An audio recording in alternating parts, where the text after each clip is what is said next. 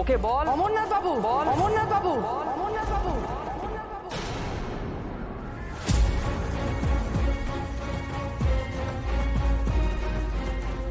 কর্তামা, আপনি ওনাকে চেনেন?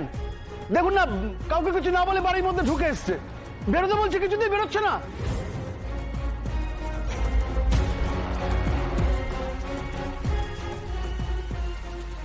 আমাদের বাড়ির দরজা সবসময় সকলের জন্য খোলা থাকে, যে কেউ আমাদের বাড়ির ভিতর ঢুকে আসতেই পারে।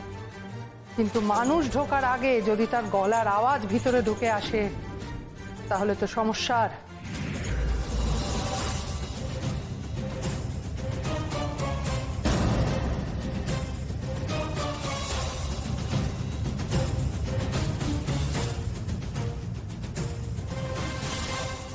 মানুষের চোখের চাউনি আর গলার আওয়াজ নিচের দিকে থাকলে তার ভদ্রতা প্রকাশ পায়।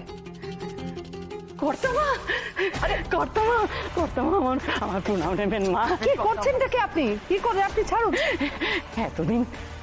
এতদিন শুধু আপনার নামই শুনেছি, আজ একেবারে নিজে চোখে দেখলাম। সাক্ষাৎ মা দুর্গা। মাগো, মাগো, আপনার এই হাত যদি আমাদের মাথার উপর না থাকে, তাহলে আমরা অসুর বধ করবো কি করে মা? না অমরনাথ বাবু, আমি এনাকে চিনি বলে মনে করতে পারছি না। ইনি কে? আমিও ঠিক জানি না কর্তামা, হঠাৎ করে বাড়ির মধ্যে ঢুকে পড়লো। তারপরে বেরোতে বললাম, কিছুতেই বেরোচ্ছে না। আমাকে যাচ্ছে তাই রকমের অপমান। অমরনাথ, অমরনাথ, অমরনাথ, অমরনাথ, অমরনাথ, অমরনাথ, আমার দাদার নাম। দাদা?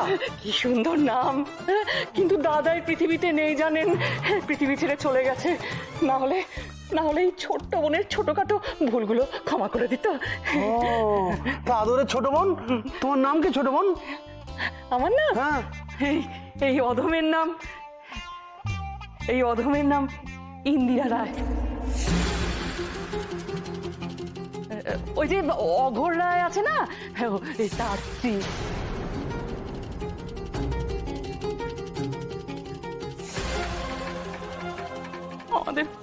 আমাদের খুব কষ্ট করতাম মা, ওই জীবন মৃত্যুর মাঝে দড়ি টানাটানি চলছে, কারা দলে টানবে।